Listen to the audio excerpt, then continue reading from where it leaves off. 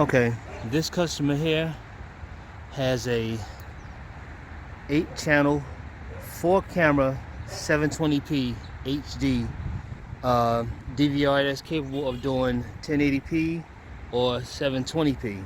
This customer chose to have 720p. Bullet cameras installed. You have the first camera here on the front. This is a duplex, so therefore there's only one side done. You have this front camera here watching over the front door and the porch to see who's at the door when someone knocks.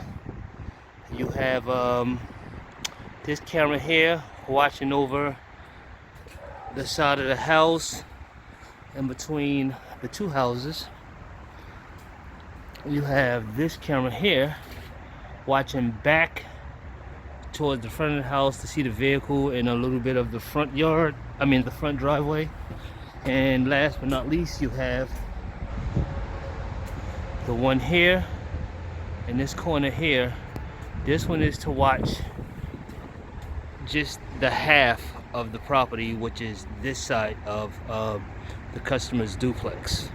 It's kind of pointed more so at the shed in this little bit area here.